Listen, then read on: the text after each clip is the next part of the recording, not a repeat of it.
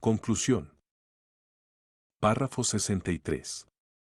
La tarea de una crítica de la experiencia y del conocimiento trascendentales. En las investigaciones de esta meditación y ya en las dos precedentes nos hemos movido sobre el terreno de la experiencia trascendental, de la experiencia de sí mismo en sentido propio y de la experiencia de lo extraño. Hemos confiado en tal experiencia gracias a su evidencia vivida originariamente, y de un modo semejante hemos confiado también en la evidencia de las descripciones predicativas de todos los modos de experiencia pertenecientes a la ciencia trascendental. Entre tanto hemos perdido de vista la exigencia, hecha al comienzo con toda seriedad, de llevar a cabo un conocimiento apodíctico en cuanto el único auténticamente científico, pero de ninguna manera hemos abandonado tal exigencia. Solo que en lugar de entrar aquí en los problemas posteriores y últimos de la fenomenología, concernientes a la crítica de sí misma en consideración a determinar no solo el alcance y los límites, sino también los modos de la apodicticidad, hemos preferido delinear en grandes trazos el enorme conjunto de problemas de la primera fenomenología, aún afectada a su modo de cierta ingenuidad apodíctica, pero que contiene la grande y peculiarísima tarea de la fenomenología como una nueva y más elevada configuración de la ciencia. Nuestras anteriores indicaciones dan al menos una idea provisional de la clase de crítica que ha de efectuarse en vista del conocimiento fenomenológico trascendental. Se trata de indicaciones, por ejemplo, acerca del modo como la crítica del recuerdo trascendental descubre en este un contenido apodíctico. Toda teoría filosófico trascendental del conocimiento, en cuanto crítica del conocimiento, reconduce finalmente a la crítica del conocimiento fenomenológico trascendental, en primer lugar, al de la experiencia trascendental, y esta misma crítica, en virtud del retorno esencial de la fenomenología sobre sí misma, exige también una crítica. En este respecto, sin embargo, y a pesar de la evidente posibilidad de reiterar las reflexiones críticas y trascendentales, no hay ningún regreso sin infinitum afectado de toda clase de dificultades e inclusive de contradicciones. Párrafo 64. Epílogo. Nuestras meditaciones, bien podemos decirlo, han cumplido, en lo esencial, su cometido, que era el demostrar la concreta posibilidad de la idea cartesiana de una filosofía como ciencia universal a partir de una fundamentación absoluta. La demostración de esa concreta posibilidad, su factibilidad práctica, si bien, como es obvio, en la forma de un programa infinito, significa la demostración de un comienzo necesario e indubitable y del método también necesario que siempre habrá de emplearse, con el cual al mismo tiempo se predelinea un orden sistemático de todos los problemas con sentido. Ya hemos llegado, en efecto, hasta este punto. Lo único que nos resta es la ramificación, fácilmente comprensible, de la fenomenología trascendental, surgida como una filosofía inicial que se desarrolla en ciencias objetivas particulares, y su relación con las ciencias de la positividad ingenua, ya dadas de antemano como ejemplos. Ahora dirigiremos nuestra mirada a estas últimas. La vida práctica cotidiana es ingenua, es un experimentar, un pensar, un valorar, un obrar inmerso en el mundo ya dado. Todas estas efectuaciones intencionales del experimentar, en virtud de las cuales las cosas están simplemente ahí, se llevan a cabo de modo anónimo, el que experimenta nada sabe de ellas, como tampoco sabe nada del pensar efectuante. Los números, los objetos lógicos predicativos, los valores, los fines, las obras se presentan gracias a las efectuaciones ocultas, edificándose miembro por miembro, y son aquellos, únicamente, los que nosotros vemos. No sucede algo diferente en las ciencias positivas. Ellas son ingenuidades de un grado más alto, son configuraciones producidas por una técnica teórica ingeniosa, sin que hayan sido explicitadas las efectuaciones intencionales de las que en última instancia todo surge. Es cierto que la ciencia pretende poder justificar sus pasos teóricos y se apoya en todas partes sobre la crítica. Pero su crítica no es una crítica última del conocimiento, Esto es, el estudio y la crítica de las efectuaciones originarias, el descubrimiento de todos sus horizontes intencionales. Solo gracias a esta crítica puede ser captado de una manera definitiva el alcance de las evidencias y, correlativamente, puede ser valorado el sentido de ser de los objetos, de las formaciones teóricas, de los valores y de los fines. Por ello, y precisamente en el alto grado de las modernas ciencias positivas, tenemos problemas de fundamentación, paradojas, ininteligibilidades. Los conceptos primarios que recorren de un extremo a otro la ciencia toda y determinan el sentido de su esfera de objetos y el sentido de sus teorías, se han originado ingenuamente, poseen horizontes intencionales indeterminados, son formaciones procedentes de efectuaciones intencionales desconocidas, ejercidas tan solo en una grosera ingenuidad. Esto no vale tan solo respecto de las ciencias especiales, sino también de la lógica tradicional con todas sus normas formales. Todo intento de llegar, desde las ciencias históricamente desarrolladas, a una mejor fundamentación, a una mejor comprensión de sí misma según su sentido y su efectuación, es una meditación parcial del científico sobre sí mismo. Pero hay tan solo una meditación sobre sí mismo que es radical, y esta es la fenomenológica. La meditación sobre sí mismo radical y la plenamente universal son empero inseparables entre sí y, al mismo tiempo, son inseparables del auténtico método fenomenológico de la automeditación bajo la forma de la reducción trascendental, o sea, del método de la autoexplicitación intencional del ego trascendental, hecho accesible por la reducción trascendental y la descripción sistemática bajo la forma lógica de una idética intuitiva. La autoexplicitación universal y eidética significa, sin embargo, dominio sobre todas las posibilidades constitutivas concebibles, innatas, al ego y a una intersubjetividad trascendental. Una fenomenología consecuentemente desarrollada, por tanto, construye a priori, pero con una necesidad y generalidad esencial, estrictamente intuitiva, las formas de mundos concebibles, y los construye a su vez dentro del marco de todas las formas concebibles del ser en general y su sistema gradual, pero hace esto originariamente, esto es, en correlación con el a priori constitutivo, el a priori de las efectuaciones intencionales que los constituyen. La fenomenología, en su proceder, no tiene realidades ya dadas previamente o conceptos de la realidad, sino que, desde un comienzo, saca sus conceptos de la originariedad de la efectuación, captada a su vez en conceptos originarios, y está dominada por la necesidad de descubrir todos los horizontes y también todas las diferencias de alcance, todas las relatividades abstractas, en virtud de todo ello. La fenomenología tiene que llegar por sí misma a los sistemas de conceptos que determinan el sentido fundamental de todos los ámbitos científicos. Estos son los conceptos que predelinean todas las demarcaciones formales de la idea forma de un posible universo del ser en general y, por tanto, también la de un posible mundo en general. De acuerdo con esto, ellos tienen que ser los auténticos conceptos fundamentales de todas las ciencias. Con respecto a tales conceptos, formados de esta manera originaria, no puede haber paradojas. Lo mismo es válido respecto de todos los conceptos fundamentales que conciernen a la estructura y a la entera forma estructural de las ciencias que están referidas y han de referirse a las diferentes regiones del ser.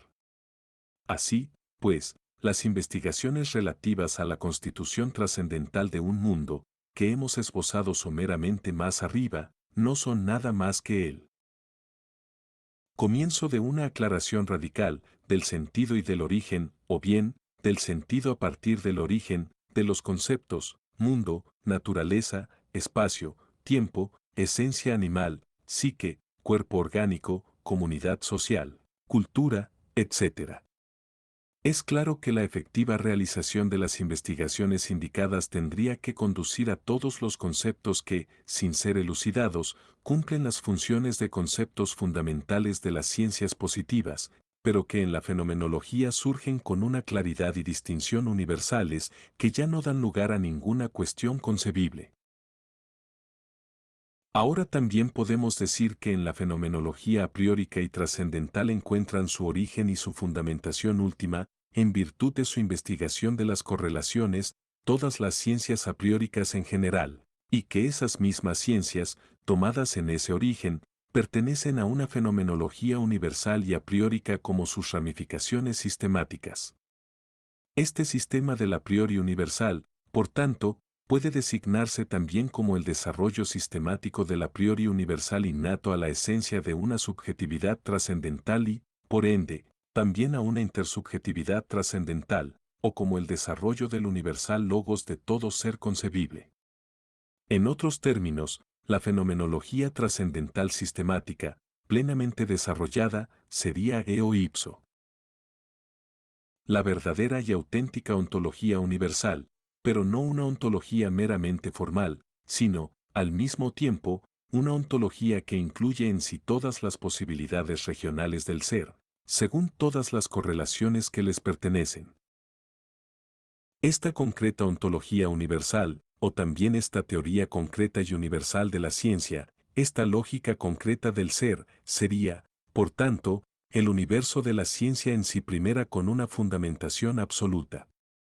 La en sí primera de las disciplinas filosóficas, con respecto a su orden, sería la egología delimitada solipsísticamente, la del ego reducido primordialmente. Solo después vendría la fenomenología intersubjetiva fundada sobre la egología solipsista y, por cierto, con una generalidad que en primer lugar trata las cuestiones universales, para solo después ramificarse en las ciencias aprióricas. Esta ciencia total del a priori sería entonces el fundamento de las auténticas ciencias de hechos y de una auténtica filosofía universal en el sentido cartesiano, una ciencia universal absolutamente fundamentada de lo de hecho existente.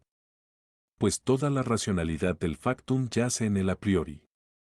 La ciencia a priórica es ciencia de los principios, von dem Prinzip, a los que tiene que recurrir la ciencia de hechos precisamente para fundamentarse, en definitiva, en tales principios radicales, Principiel 43.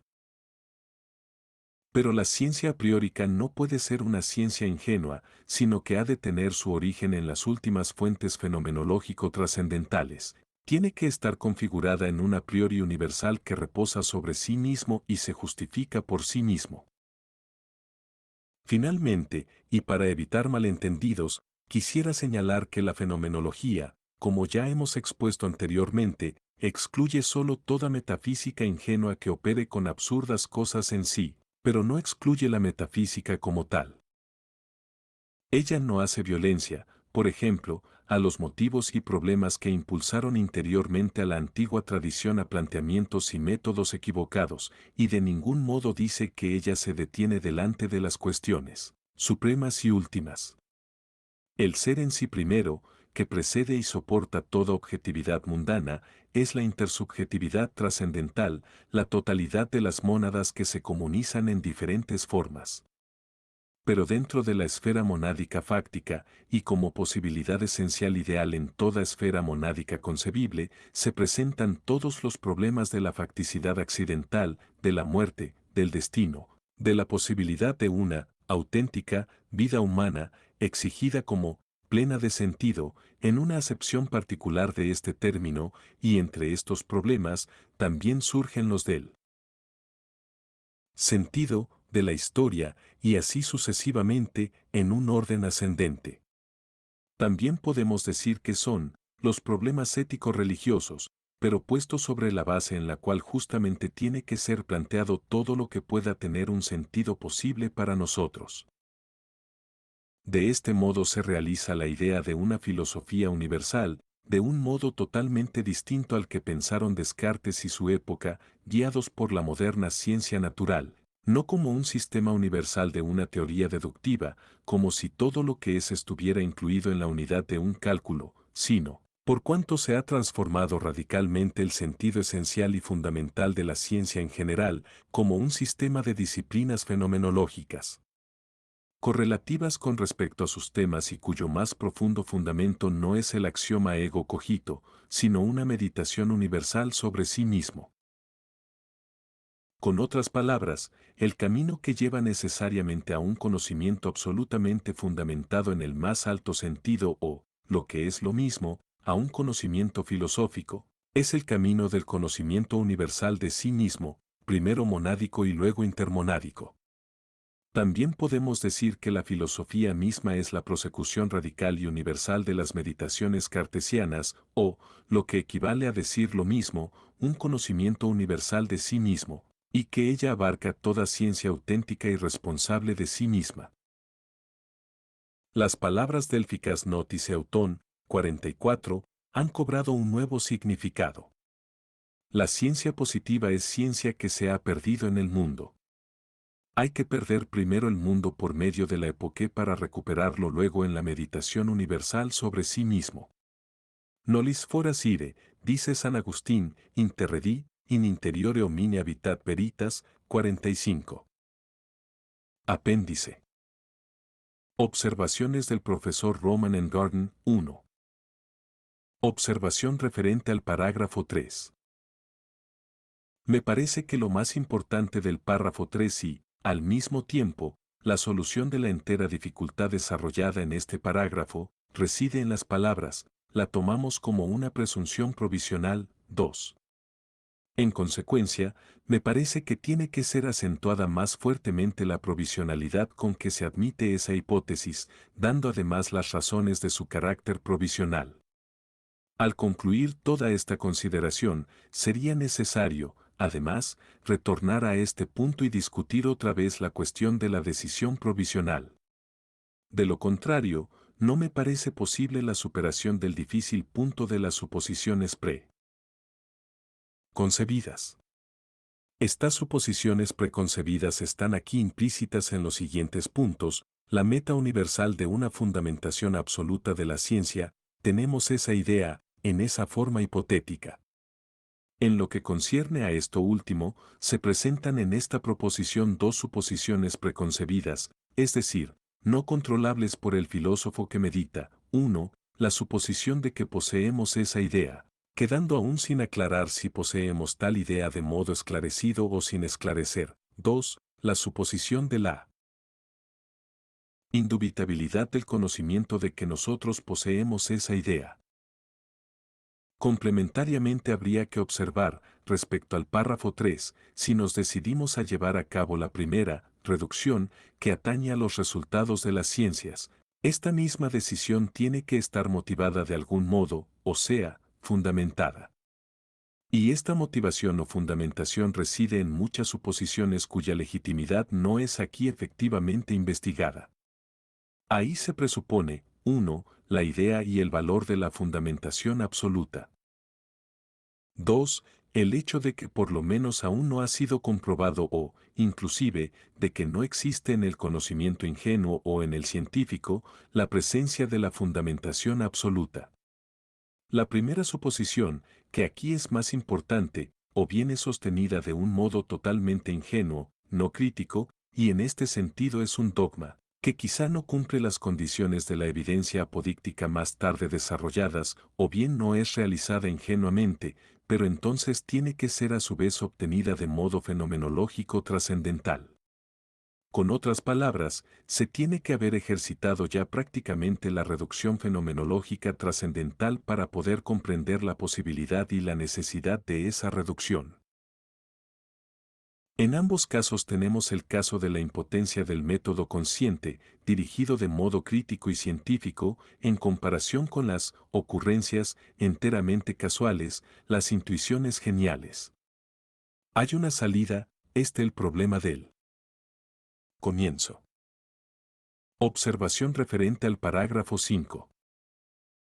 Del hecho de que muchas ideas elementales de la idea de ciencia sean vividas por nosotros en el concreto trabajo científico o en la reflexión crítica, no se sigue todavía nada decisivo para la marcha de las meditaciones. Pues no solo se trata de que no hemos sacado, del aire, la idea de la auténtica ciencia, sino también, en el caso de que haya vivencias, experiencias concretas de esa idea, de si es legítimo lo experimentado en esas vivencias, es decir, la idea de la ciencia auténtica, o bien las correspondientes ideas elementales. Más aún, justamente el hecho comprobado en párrafo 5, la idea que constantemente dirige a todas las ciencias, indica que inclusive el intento de todas las meditaciones está a su vez efectivamente guiado por vivencias de ideas, por vivencias, por tanto, que son vivencias de ideas insuficientemente aclaradas, al menos para el lector. 2. De ideas, por EJ. La idea de la fundamentación absoluta, cuya legitimidad aún no ha sido esclarecida hasta la actual fase de las meditaciones y es incierta, dudosa. De tal modo surge la duda, que ha de ser a su vez fundamentada o eliminada, acerca de si el intento de las meditaciones es por su parte legítimo, etc. Es necesario, por tanto, que en este punto se lleven a cabo las pertinentes aclaraciones complementarias. Aquí debe incluirse sin duda la proposición: tenemos que adquirir primero por nosotros mismos todo principio de la filosofía. Pero sería recomendable discutir todo esto más extensamente. Observación referente al parágrafo 8.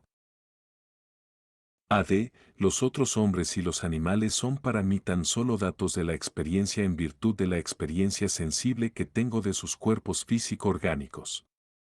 Esto puede ser comprendido, o bien en el sentido de la comprobación de un mero hecho, o bien en el sentido de una comprobación de esencia, de tal modo que en general no sería posible conocer la vida psíquica de otros hombres y de los animales sin la participación de la experiencia sensible. El segundo punto es el que viene al caso para el curso de las meditaciones. Sería, por tanto, recomendable una formulación más rigurosa. Por lo demás, ¿qué significa aquí, exactamente, ese, en virtud de? Pues de ello depende el que mediante la reducción de la experiencia sensible se opere o no ipso facto la reducción del modo de aprehensión de los sujetos extraños. Esto sería el caso tan solo si la validez de la experiencia de los sujetos extraños o de la vida psíquica extraña fuera dependiente de la validez de la experiencia sensible, y por cierto dependiente de tal modo que la primera solamente tuviera validez cuando la tuviera la última. Puede ser que esta cuestión sea así, en realidad, pero sería necesario señalar por lo menos ese punto en este lugar. De lo contrario, en el lector podrían suscitarse fundadas dudas. AD. Inclusive este abstenerse es lo que es y está incluido en la corriente entera de la vida experimentante. No es por completo claro en qué sentido se habla aquí de ese abstenerse, de la abstinencia, epoge, reducción, en la corriente entera de la vida perceptiva. 3. Hay que entenderlo en el sentido de que en la totalidad de esa corriente se encuentra, por así decirlo, en algún lugar la abstención enteramente particular del juicio, de la posición, o en el sentido totalmente opuesto de que en todas partes donde se lleva a cabo en la corriente una posición de realidad o, en términos más generales, una posición de ser, esta última es interrumpida, o sea, neutralizada, salvo, naturalmente, la posición de la misma conciencia pura. En el segundo caso tendría que ser puesto en duda el hecho e inclusive la posibilidad de una modificación tan extrema de todas esas posiciones. Probablemente se trata de la desconexión de lo que en Ideen fue llamado tesis general. La exacta captación de la tesis general, cf. Ideen, provoca, además, grandes dificultades, lo mismo que la precisa determinación de su concepto. Quizá ello no tenga gran importancia para lo que sigue, pero el presente texto ofrece un flanco atacable o bien un punto que puede dar lugar a malas interpretaciones.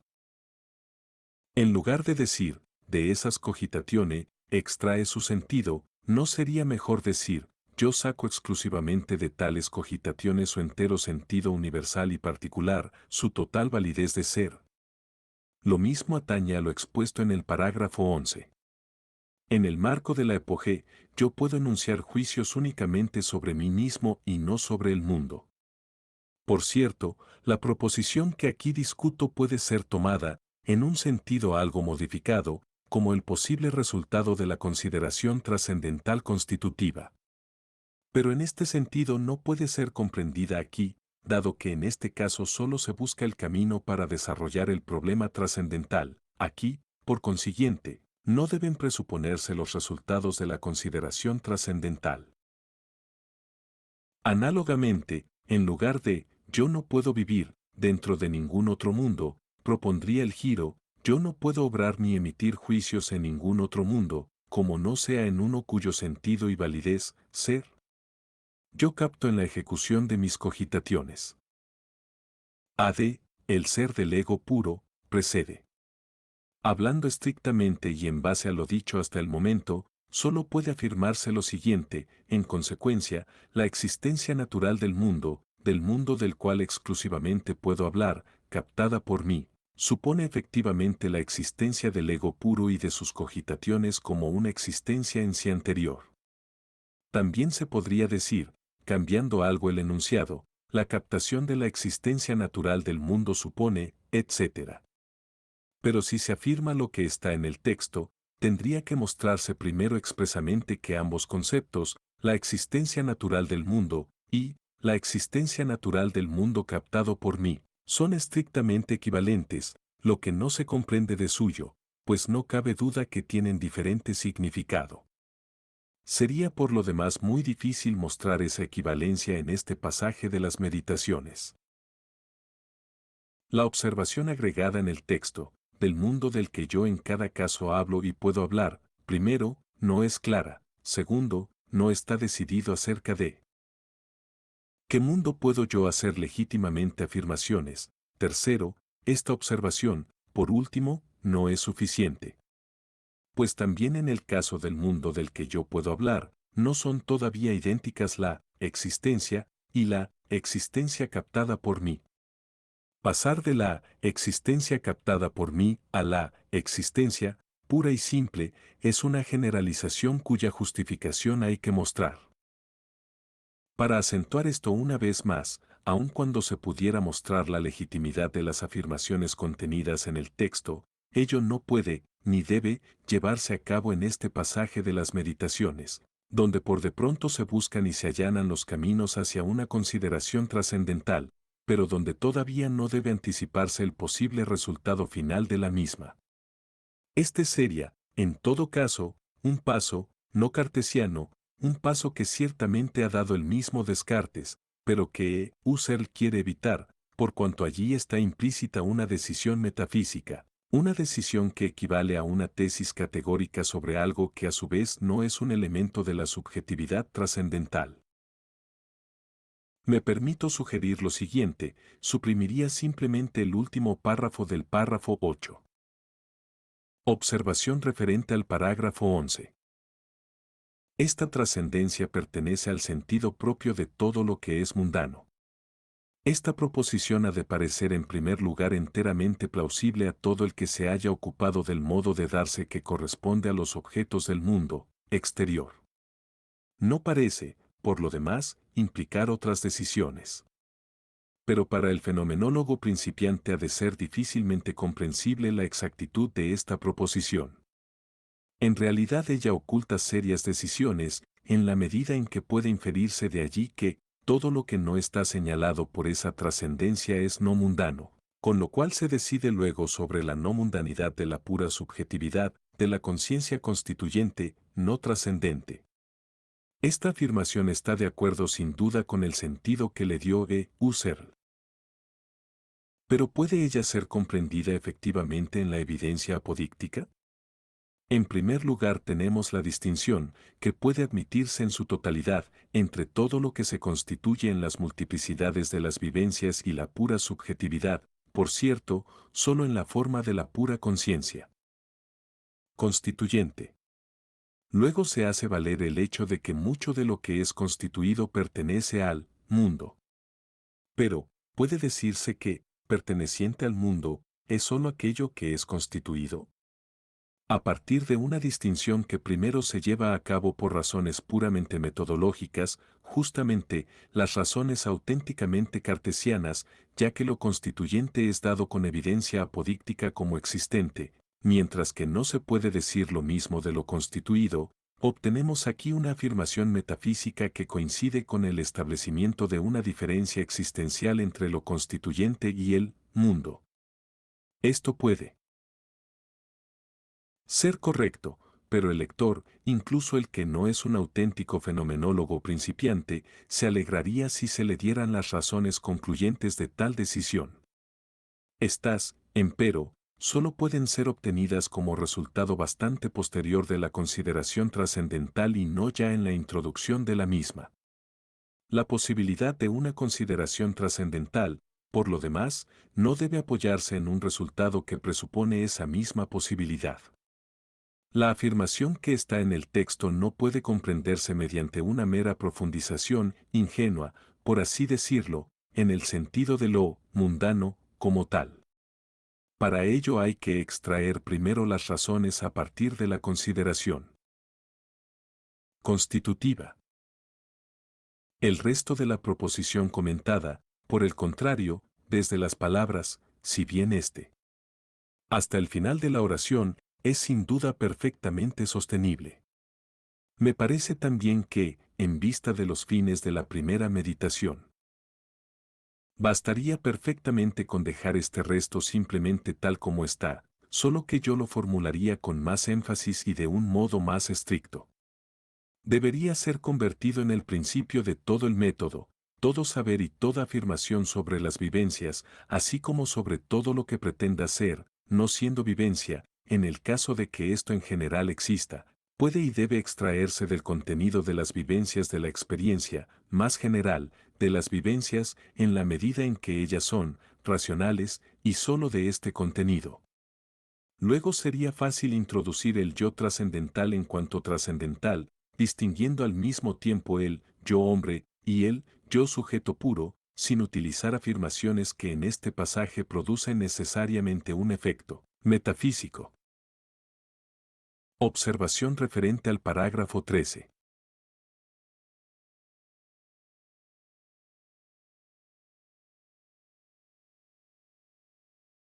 El aplazamiento para más adelante de la segunda fase de la investigación, la que debe llevar a cabo la crítica de la experiencia trascendental, se justifica por cierto metodológicamente. En primer lugar, la exposición del sentido de lo dado, Gegebenheiten, en una región de experiencia y luego la investigación de las operaciones experienciales correspondientes y también la crítica de la legitimidad del sentido de lo dado, expuesto primeramente, de modo ingenuo. Ahora bien, y aquí viene la corrección que, según mi parecer, es necesario efectuar en el razonamiento del párrafo 13, si esta marcha de la investigación es necesaria, entonces hay que acentuar también el carácter provisional de los resultados obtenidos al ejecutar la experiencia trascendental. Es decir, provisionalmente. No se decide nada acerca de la definitiva evaluación de la legitimidad de los sentidos de lo dado ahí expuestos.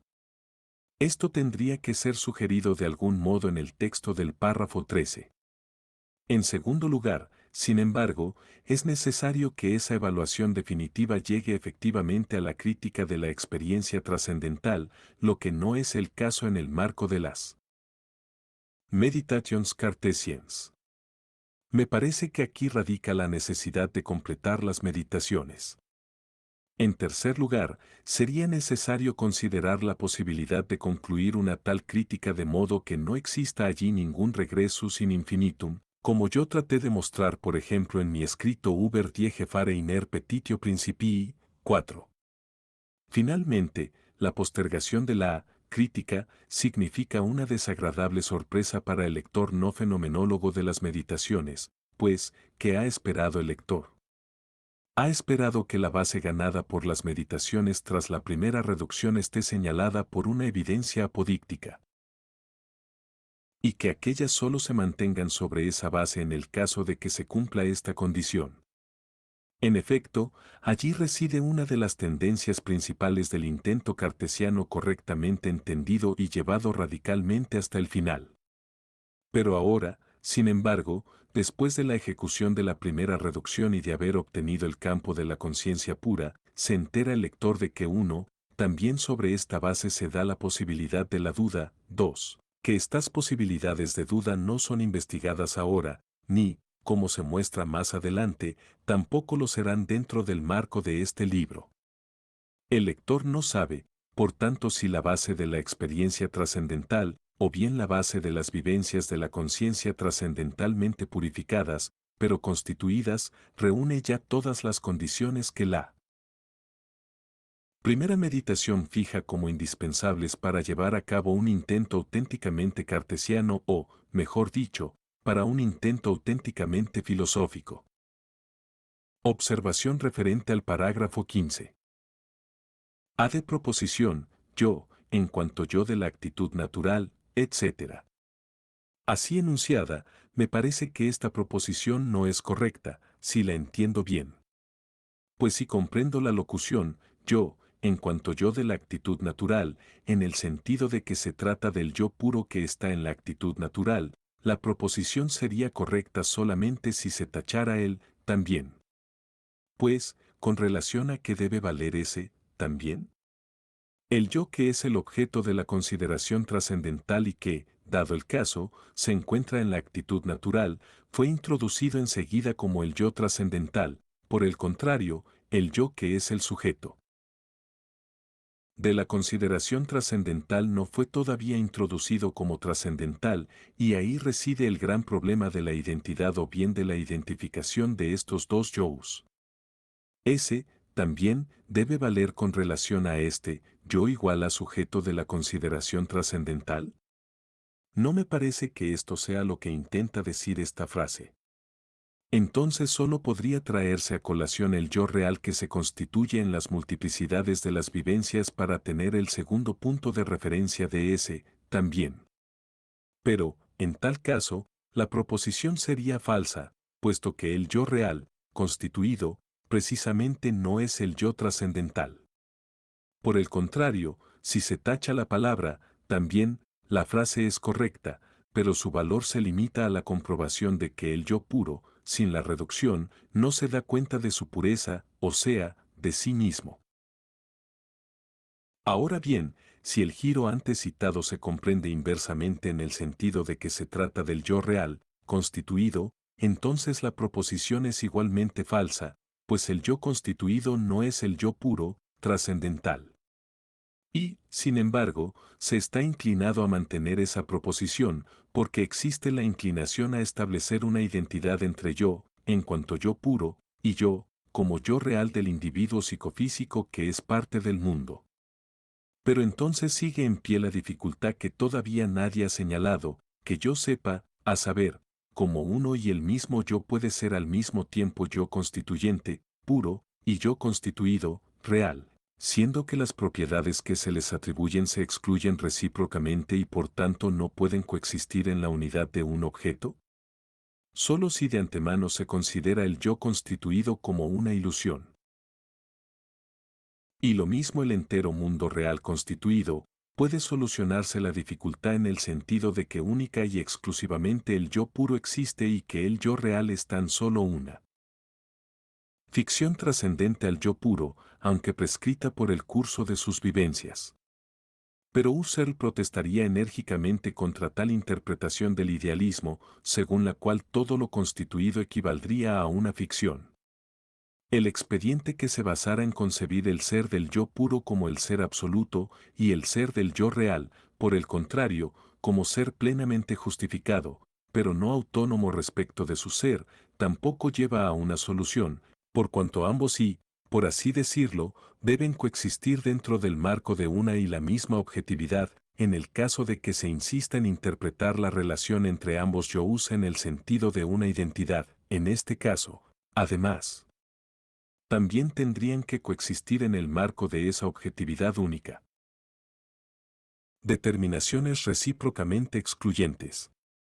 O habrá que decir que el principio ontológico de contradicción no posee validez universal sino solamente referido a la esfera de las objetividades constituidas, o que debe ser nuevamente interpretado en una serie de proposiciones, cada una de las cuales valdría solo para una esfera determinada del ser de un determinado tipo de ser. Pero aún en este caso seguiría en pie el problema, como puede comprenderse la unidad de una objetividad cuyos elementos, conciencia constituyente objetividad constituida, son llevados a la unidad de uno y el mismo objeto por la intencionalidad de uno de ellos? Observación referente al parágrafo 21. Apruebo en su totalidad la distinción de las operaciones que llevan a objetividades reales y las que llevan a objetos categoriales. Pero, ¿se puede en realidad afirmar que las operaciones sintéticas que conducen a los objetos reales sean de naturaleza puramente pasiva o bien que la síntesis correspondiente sea de tal naturaleza? Me parece que esto no es exacto ya en el nivel de las operaciones que llevan a cosas intuitivas dadas perceptivamente. Tampoco lo es, en grado mucho mayor, en el caso de las numerosas operaciones cognoscitivas que conducen, en el trabajo científico, a la construcción de las objetividades físicas, por EJ, las que, sin embargo, deben ser reales. ¿Tiene aquí gran importancia, en general, la actividad o la pasividad de síntesis? Yo destacaría más bien otro aspecto que quizá pueda dar como resultado la nota distintiva de las dos síntesis diversas o de las dos operaciones, a saber, el hecho de que las síntesis que llevan a objetos reales se distinguen por el carácter de estar ligadas, por la falta de libertad, así como por una instintiva tendencia a la adaptación, una tendencia a la entrega a lo real y, por lo mismo, cierta pasividad, mientras que este no es el caso en muchas de las síntesis que llevan a objetos irreales, categoriales. Pero es sin duda totalmente correcto que a estas últimas las caracteriza una actividad que casi está como movida por un propósito, que paso a paso lleva a cabo la formación del objeto. Observación referente al parágrafo 32. Las afirmaciones sobre la existencia y sobre el modo como surgen las propiedades habituales, que conforman una importante novedad, y para mí, personalmente, una novedad que recibo con gran simpatía, en comparación con las ideen, llevan a diversas cuestiones y dificultades. De la aclaración de estas depende la correcta captación del sentido de la teoría de las propiedades habituales, lo mismo que la posibilidad de que ella se imponga rápidamente.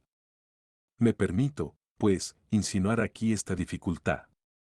¿No sería perjudicial poner el acento de toda la cuarta meditación sobre el desarrollo de este punto y la discusión de las dificultades que allí se plantean? 1. Son las habitualidades, tan solo, meros correlatos intencionales, de los correspondientes sistemas de vivencias unitariamente congruentes, o es su existencia una existencia absoluta.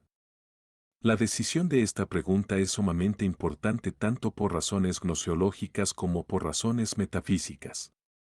Las propiedades habituales, según yo entiendo, son trascendentes a las vivencias y también trascendentes, en particular, a aquellos actos cognoscitivos en los que ellas son captadas originalmente. Su existencia, según esto, es tan dudosa como la de toda cosa trascendente. ¿Son captables de modo pleno, adecuado y completo, o no lo son?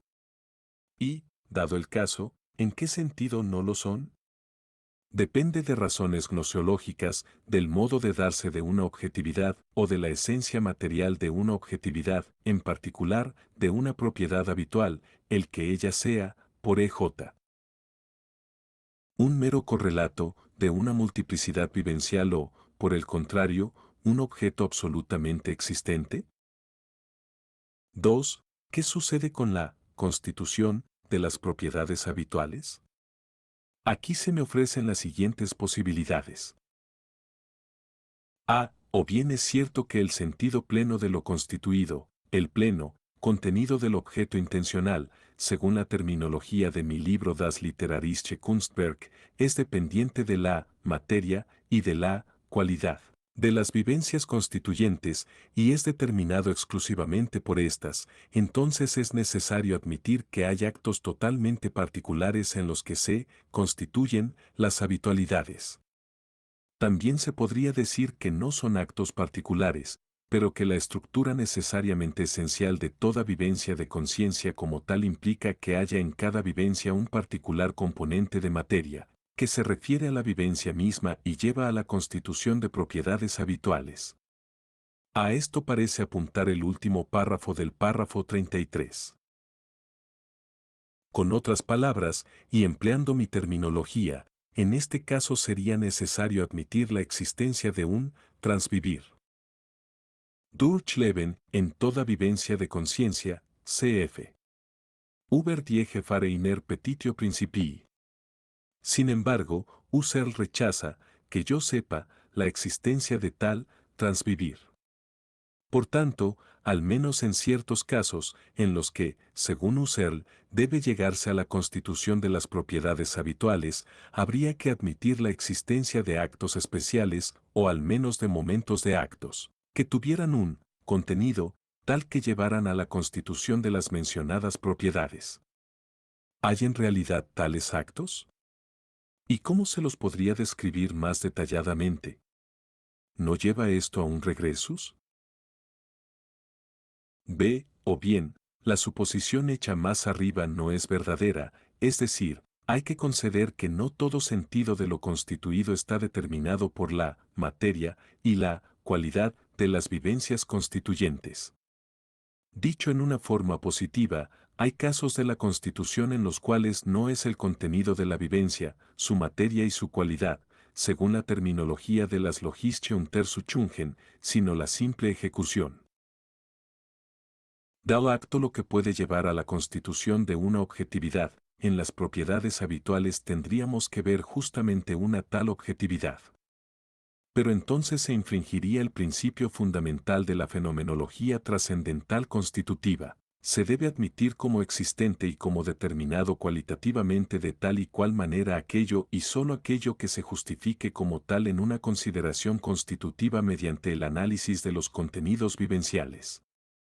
Lo que aquí estaría constituido por el mero factum de la ejecución de un acto, y constitución significa, en efecto, desde el punto de vista del idealismo trascendental, una especie de génesis existencial, no es ningún correlato de las correspondientes vivencias, sino, por así decirlo, una segunda realidad efectiva que surge simultáneamente con la ejecución del acto, pero que sería trascendente al acto mismo y, según ello, no configuraría con éste una unidad de ser. C. O bien hay que distinguir entre la constitución y la génesis. Constitución sería solamente la determinación de sentido en actos en los que la objetividad constituida llega a darse. Al seguir los momentos de la constitución, podríamos explicitar los modos del surgimiento y la determinación de ese sentido, y con ello podríamos también poner de relieve la legitimidad del sentido que surge en la constitución. La génesis, por el contrario, sería la producción de la objetividad misma y no tendría nada que ver con el conocimiento de un objeto y su modo de darse. No se trataría en este caso de la determinación de su sentido, sino de su simple surgimiento.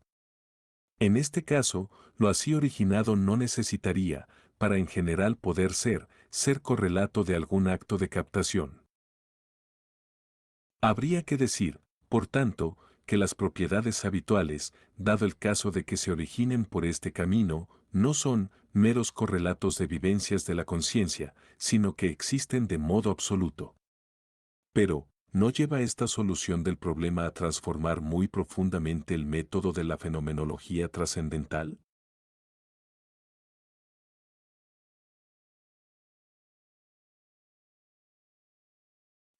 O bien, finalmente, hay que negar la existencia de las propiedades habituales. Entonces volveríamos al punto de vista de las ideas y tendríamos que considerar al yo puro como un simple punto vacío del que surgen los actos, lo cual ciertamente es insostenible. De tal suerte, me parece que la única salida posible es la indicada en el punto A, que se basa en la admisión del transvivir. 3. Sería muy importante limitar estrictamente las propiedades habituales con respecto a las llamadas disposiciones psíquicas y distinguirlas también, por otra parte, de las propiedades del carácter, subrayando las relaciones existentes entre todas ellas. 4. habría que fundamentar más detalladamente el hecho de que las propiedades habituales pertenecen al yo puro, trascendental, y no al yo, psicológico, humano. ¿O esto no es válido? Observación referente al parágrafo 38. Yo no podría decir que los objetos ideales auténticos, las ideas, los conceptos ideales y las esencias, son, productos, formaciones intencionales, creados en operaciones subjetivas. Y esto no solo por la razón de que mi intuición me muestra esas objetividades como increables, inoriginables, sino también por la razón de orden epistemológico de que en tal caso la idea de una ciencia idética o bien se revela como absurda o bien se transforma en la idea, creación de una clase particular. Con otras palabras, bajo los supuestos indicados en el texto, sería imposible conocer algo eidéticamente, todo, conocimiento. Semejante equivaldría a un apartarse de lo que hay que conocer y sería igual a una creación de algo que no podría ser conocido. Bien puede ser que tales objetividades, que en las Logische Untersuchungen fueron consideradas originariamente como ideales, es decir, las significaciones, las proposiciones, los nexos preposicionales, no sean objetos ideales, esto es lo quiere mostrar, entre otras cosas, mi libro. Das literarische Kunstwerk, pero de ello no se sigue todavía que en general todo lo que originariamente fue declarado ideal haya de perder la originalidad de su ser, su idealidad en sentido estricto. También las dificultades que están ligadas al problema de una comprensión intersubjetiva y de una ciencia intersubjetiva me impiden admitir la afirmación aquí discutida. Edmond Gustave Albrecht Husserl, Prosnitz, 1859, Friburgo, 1938, filósofo nacido en Moravia, fundador de la fenomenología trascendental y, a través de ella, del movimiento fenomenológico, uno de los movimientos filosóficos más influyentes del siglo XX y lleno de vitalidad en el siglo XXI. Estudió física y astronomía y se doctoró en matemáticas antes de entregarse a la filosofía impulsado por las lecciones de Franz Brentano en la Universidad de Viena. Enseñó en las universidades de Halle, 1887 a 1901, Gotinga, 1901 a 1916, y Friburgo, 1916 a 1928. Entre sus obras cabe destacar Investigaciones Lógicas 1901, donde hace irrupción la disciplina de la fenomenología a cuyo cultivo, desarrollo y exposición dedicó Husserl lo medular de su actividad filosófica en el resto de su vida, Ideas relativas a una fenomenología pura y una filosofía fenomenológica, libro primero, 1913. Lógica formal y lógica trascendental 1929, Meditaciones cartesianas 1931, La crisis de las ciencias europeas y la fenomenología trascendental, edición incompleta, 1936. Y la idea de la fenomenología 1950 en la cual realiza una síntesis de las ideas medulares de su fenomenología. 4. Publicado en el Handbuch für Philosophie und Phänomenologische Forschung, 41921.